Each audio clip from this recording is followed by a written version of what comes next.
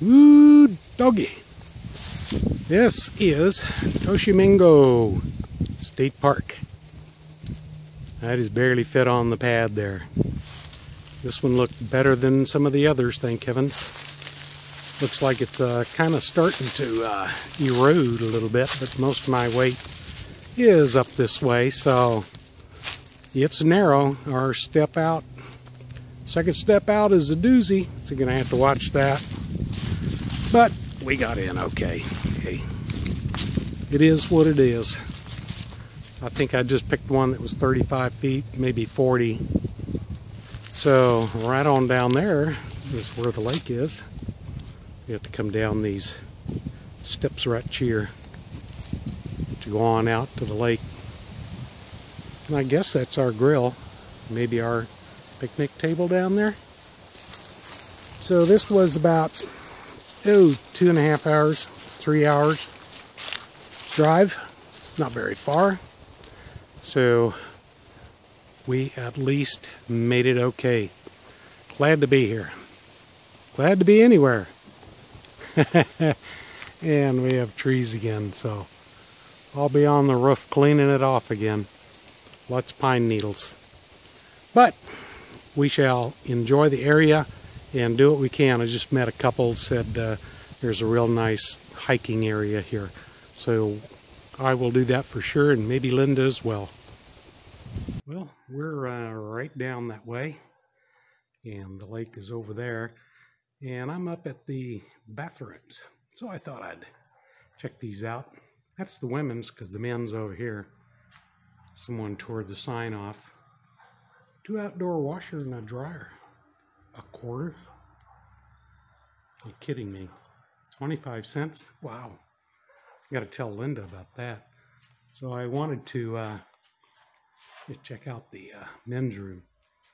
I mean, the forest is right there. Here's the hills, so let's just see what this looks like.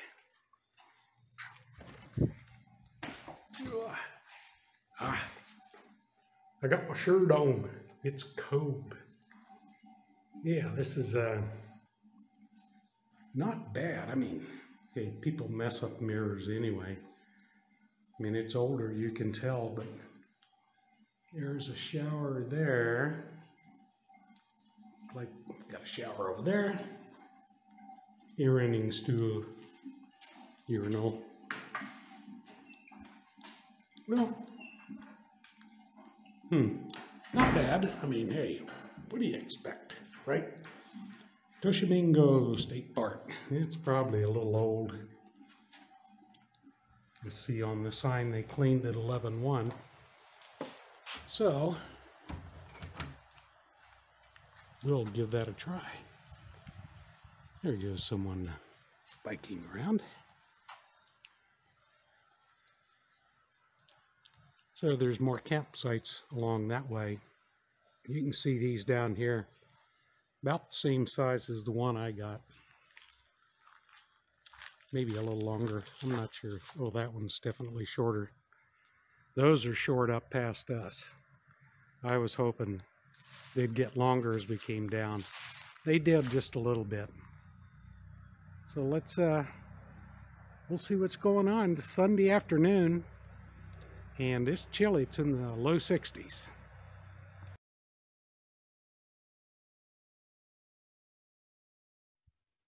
Going just a little ways west on Natchez Trace Parkway, you'll come along Far Mounds. And this was, we drove by it and turned around and came back just to read the sign because I could see the mounds and was curious what they were. And by golly, there's 4 of them right there. And there's also a restroom where you can pull off. Adequate parking. Beautiful day today. Beautiful day. Alrighty, continuing on here. We're finally here. Brices Crossroads National Battlefield. And so this is a point we wanted to come to. It's in Linda's passport book. And we're at a corner here just a few miles west of Baldwyn. And there's the monument right there. And then we came from the east over there. There's some auto tours, pullouts over there that you can read about some of the information. And it looks like a cemetery over here. So we're going to make an 8-mile loop here and just stop at places. Boy, what a gorgeous day. This is just fantastic. Wow. So I hope you look this up online and read about it. It's very interesting, some of the final wars. Well, we're out here checking the sites and looking around. We're over on that side, over that way. And what we've done is we drove up, and the numbers get higher as you come around, and it makes a loop down here. And then I'm at the very top of a loop here that goes on around and returns. And I'm actually in site 60. Now, the thing that we noticed on every one of them is they are narrow. They're probably not more than 12 feet, 10 feet wide. All of them are that way. Even this guy over here. This side gets sun in the morning, and or better than we did, excuse me. But they get sun pretty much all day long on this side in this campground area. Very pretty, but a lot of these, check your site, your length. You'll notice even 60 here is probably not more than going to take my truck's 20 feet, 18 feet, excuse me. So 18 feet on the truck if I backed up, so it's not going to take a very big camper. And there's really nowhere to park, period. So these are all shorter sites. Check your lengths. Like that guy's got a little area in front where he can park. Some of these are really short. They back up to a flat pad, concrete pad, but you may have to back in uphill. Then the camper levels out while your truck is pointing downhill, or your vehicle. So this would be ideal for camper vans, Class B plus, probably Class Bs, but really pretty. It's finally getting so nice here. But we're going to go ahead around to another area of the park and see what's there. You can walk right down very easily to the lake down there. Lots of geese, lots of geese. Here's an example. This is site 5, and it's probably not more than 15 feet long, but there's a big old little hump right there. So, I mean, this is definitely a van or a car, or a pop-up. Not even a pop-up. It's got to be like a van or something. This is really short, and they're not much better on up the road up here. We were really kind of gulping for air when we were coming up here, because we were afraid maybe we were going to get stuck in a really short one. Well, we came down that road, went past the campground, and said cabins and group tents, group camping. So we came on down that road but it seemed quite a ways, a couple of miles maybe. And then there's a swinging bridge down here. We saw another area up there I'll go by, and playground. And then they have a pool down here, but this way away from the campground. And then a civilian conservation memorial here, or a hello, thank you very much. And a big old area out there, huge area. So we'll walk over and see what the swinging bridge is all about. Ooh, here's the swinging bridge. Linda's already got a jump up on me there.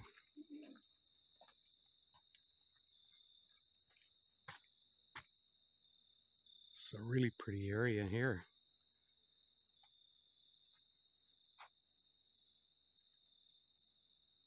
Let's see what's on up here. Well, it goes on down to a hiking area, I believe.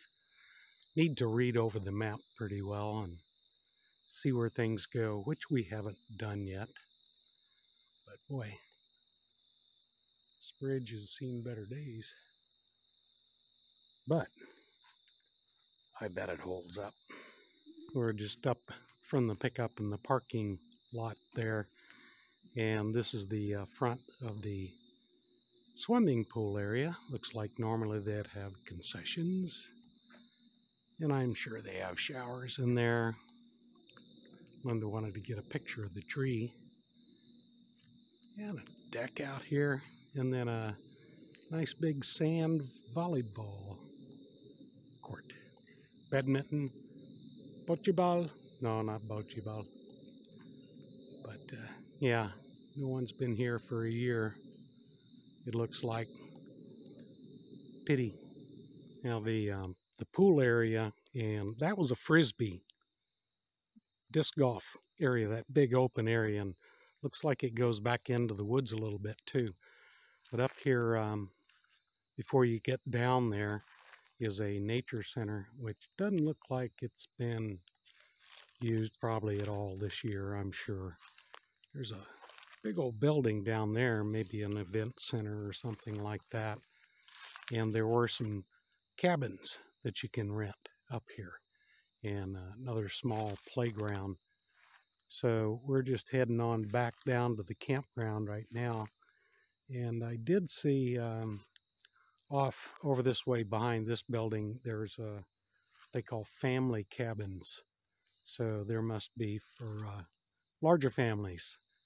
But boy, there's one car down there. That's all we've seen. Nobody. I'm not real sure how well this will come out, but this big building up here is like a meeting area. Luchapola. They've got a big old fireplace in here. It's actually 2 rooms, 2 big rooms. How neato.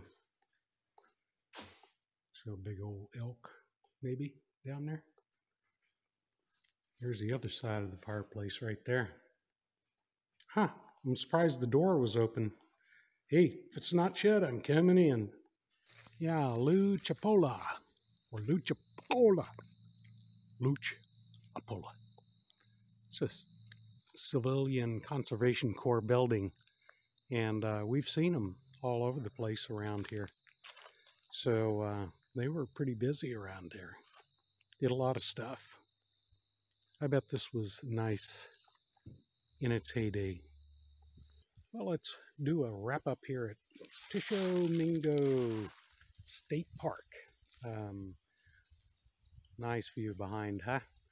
We're getting ready to head out today to Trace State Park, and that's only I think 56 miles from here, so that's not going to be a real issue, of course. The park here is really very quiet. There's hardly anybody here. I think there were 4 or 5 campers in the whole campground that we were in, and that left to a nice quiet day and evening, and it was cool too.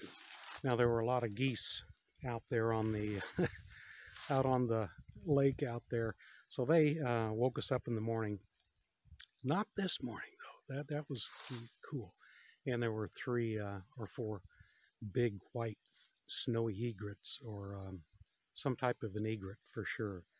They were gorgeous. And we did come down to the grounds down here. So this isn't probably the best kiddos area. At the campground especially. I mean, the best they could do is run down to the lake maybe and play around down there around the campground, and ride the bikes maybe down the campground road, but really nothing up there in the way of any entertainment playgrounds or anything like that. All the playgrounds are down in the area that I showed you, so they would enjoy that. But you've got a long drive to get down there. Well, I say long, a couple of miles, or 1.5 miles anyway. The speed limit's 25, so it seems like it takes longer. But, oh, and the washer and dryer, Linda said thumbs up, very good. She really liked them. They worked out well. So we're going to call it a day here and head on out. We did just a little bit of hiking in the area, and there are hiking areas all around here.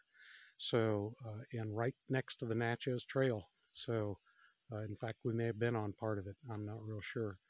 But this is a great hiker's paradise. That lake had a few fish in it, so if you're going to fish, good luck. I don't know what size they are or what's in there. It does say they're stocked, but with what, I don't know. You guys take care. We'll see you out there on the road possibly, and do it your style.